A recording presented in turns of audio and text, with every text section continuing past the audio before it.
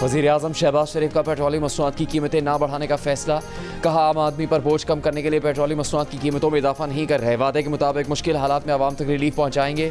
बर वक्त पॉलिसी साजी और माली नज़्म व ज़ब्त से सूरत हाल से निपटने की कोशिश जारी है।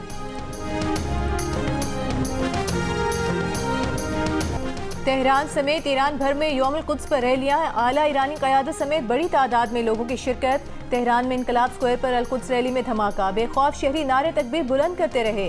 ईरानी टीवी के मुताबिक ईरानी सदर मसूद पज़ेश्कियान और वज़ीर ख़ारजा अब्बास अराग़ची की भी रैलियों में शिरकत। कौमी सलामती के मुशीर अली लारेजानी भी शरीक। कहा, अल कुद्स रैली पर हमला इसराइल की कमजोरी और कन्फ्यूजन को जाहिर करता है। अमरीकी सदर नहीं समझ सकते कि ईरानी कौम मजबूत, आगाह और पुरअज़्म है।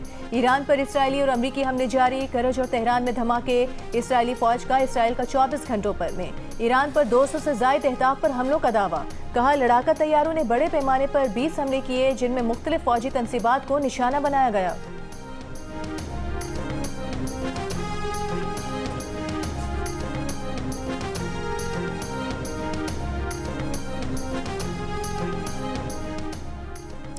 अमरीकी वज़ीर जंग ने ईरान पर मज़ीद सख्त हमलों की धमकी दे दी। ईरान का दिफाई निज़ाम ख़त्म होने और रहनुमाओं के अंडरग्राउंड जाने का भी दावा कर दिया। कहा, आज सबसे सख्त हमले होंगे। आपनाए हुर्मुज़ में जो कुछ हो रहा है उस पर दुनिया को परेशान होने की ज़रूरत नहीं।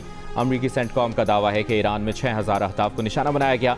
60 बहरी जहाज़ और बारूदी सुरंग बिछाने वाली 30 कश्तियाँ तबाह कर चुके हैं। Chairman joint chief of staff general Duncan ने कहा, आज जंग का 14वां दिन है। आज का दिन बहुत भारी होगा। G7 ममालिक का अमरीकी सदर डोनाल्ड ट्रंप से ईरान जंग फौरी खत्म करने का मुतालबा। आबनाए हुर्मुज़ को महफूज बनाने पर जोर। सदर ट्रंप ने ईरान की जानिब से जल्द हथियार डालने का दावा किया। अमरीकी मीडिया के मुताबिक सदर ट्रंप ने G7 रहनुमाओं के इजलास में कहा कि ईरान हथियार डालने के करीब है। ईरान के पास अब कोई ऐसा आला ओहदेदार बाकी नहीं रहा जो हथियार डालने का ऐलान कर सके। हमें ये काम मुकम्मल करना होगा ताकि 5 साल बाद ईरान के साथ दोबारा जंग ना हो। आबनाए हुर्मुज़ की सूरत हाल बेहतर हो रही है। कमर्शियल जहाज़ों को ऑपरेशन शुरू करने चाहिए।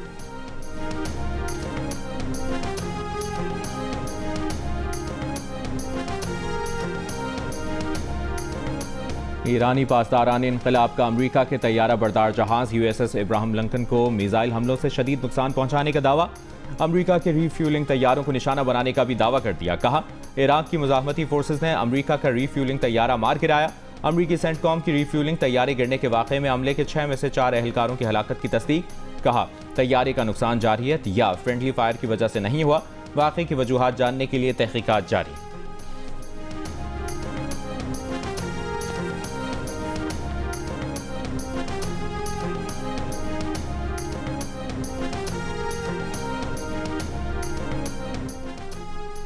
दुबई, ओमान, इराक समेत दीगर खलीजी ममालिक पर ड्रोन और मिसाइल हमले। इमाराती हुकाम की दुबई में दिफाई कार्रवाई के नतीजे में मलबा गिरने से इमारत को नुकसान पहुंचने की तस्दीक। ओमान में ड्रोन का मलबा गिरने से 2 अफराद गैर मुल्की जाम बहक हो गए। सऊदी वज़ारत दिफा का आज 56 ड्रोन्स को फ़ज़ा में तबाह करने का दावा। कहा, रियाद के सिफारती इलाके को निशाना बनाने की कोशिश करने वाला ड्रोन भी मार गिराया। इराक के शहर अरबिल में रिफाइनरी पर ड्रोन हमला। रिफाइनरी के एक हिस्से में महदूद नुकसान हुआ।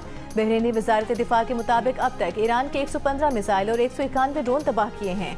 तुर्की के ईरान की जानिब से मिसाइल हमले की तस्दीक। कहा, नेटो के दिफाई निज़ाम ने मिसाइल को नाकाम बना दिया।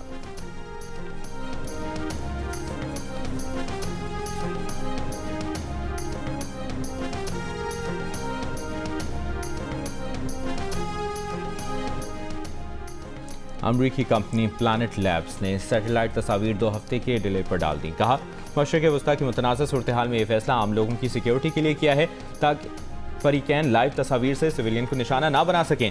सैटेलाइट तस्वीर उमूमन लाइव ही जारी होती हैं। प्लैनेट लैब्स के मशरिक़ वस्ता की तस्वीर को 2 हफ्ते ताख़ीर से जारी करने के फैसले ने सवालात खड़े कर दिए। अमरीकी नाक़दीन के मुताबिक ये फैसला अमरीकी दबाव पर किया गया है ताकि बहरीन, कतर और दीगर अरब ममालिक में इसके फौजी अड्डों पर हुई तबाही को कवर किया जा सके। अमरीकी हुकूमत प्लैनेट लैब्स के मुताबिक ग्राहकों में से एक है।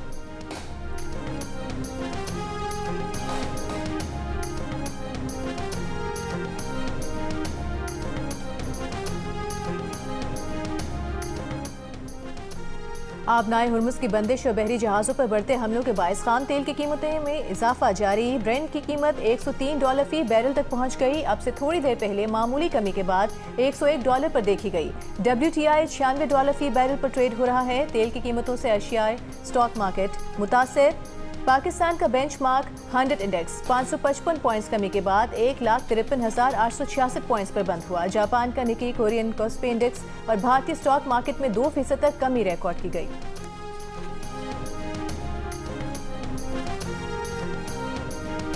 आबनाए हुर्मुज़ बंदर से रूसी तेल की मांग बढ़ गई। रूस रोज $150 मिलियन का तेल दुनिया को फरोख्त करने लगा। अमेरिका ने जंगी सूरत हाल और आबनाए हुर्मुज़ की बंदर से तेल की कीमतों पर पड़ने वाला दबाव कंट्रोल करने के लिए रूसी तेल की फरोख्त पर आयद पाबंदी आर्जी तौर पर उठा ली है। अमरीकी जरीदे फाइनेंशियल टाइम्स ने लिखा कि रूस ने हालिया दिनों में सिर्फ चीन और भारत को जो तेल बेचा है उस पर सिर्फ टैक्स की मद में $2 अरब कमाए।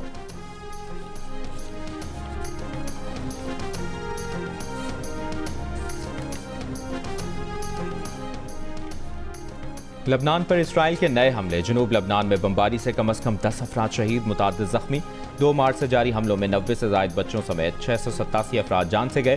बैरूत में रिहायशी इमारत पर ड्रोन हमला। लबनान में दरियाए लितानी पर वाक़ पुल को भी फ़ज़ाइया ने टारगेट किया। दावा किया कि ये पुल हिज़्बुल्लाह के लिए एक अहम गुज़रगाह के तौर पर इस्तेमाल हो रहा था।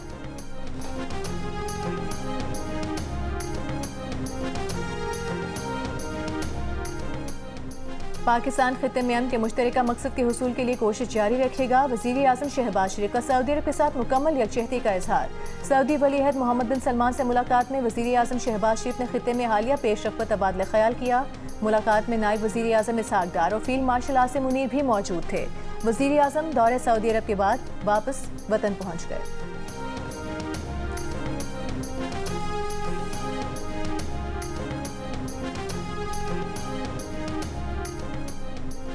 निहाल हाशमी ने गवर्नर सिंध के ओहदे का हलफ उठा लिया। Chief justice Sindh high court justice Zafar Ahmed Rajput ने निहाल हाशमी से गवर्नर के ओहदे का हलफ लिया। तकरीब से पहले नामजद गवर्नर निहाल हाशमी ने वज़ीर आला सिंध मुराद अली शाह से मुलाकात की। अफगानिस्तान की बिला इश्तियाल कार्रवाइयों के जवाब में पाक फौज का ऑपरेशन गज़ब-ए हक जारी। सिक्योरिटी ज़राए के मुताबिक शिमाली वज़ीरिस्तान के करीब सदर गांव में दहशतगर्दों की कोशिश को नाकाम बना दिया गया। 12 और 13 मार्च की दरमियानी शब पाक फौज ने कार्रवाई में अफगान तालिबान और फितना खवारिज के 4 दहशतगर्द ठिकानों और फौजी तनसीबात को निशाना बनाया। कंधार में तरावु दहशतगर्द कैंप्स को तबाह कर दिया। पक्तिया में शेर नाव दहशतगर्द कैंप को निशाना बनाया। काबुल में 313 कोर के इंफ्रास्ट्रक्चर को तबाह कर दिया गया। फजाई कार्रवाई में एयरफील्ड की ऑयल स्टोरेज साइट, मुनिका लॉजिस्टिक इंफ्रास्ट्रक्चर तबाह।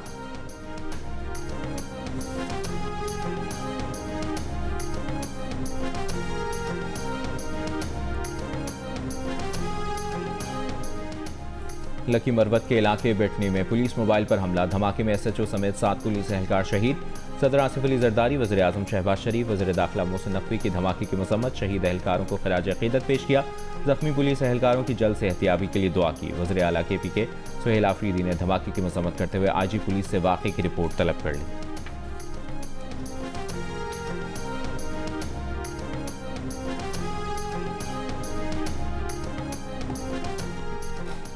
मुल्क के मुख्तलिफ शहरों में यौम कुद्स के मौके पर फ़लस्तीनियों से इज़हार यकजहती के लिए रैलियाँ, लोगों की बड़ी तादाद में शिरकत। शुरका के अमरीका और इसराइल के खिलाफ नारे। गिलगित बल्तिस्तान में भी यौम कुद्स की रैलियाँ निकाली गईं। फ़लस्तीन और ईरान के साथ यकजहती का इज़हार किया गया।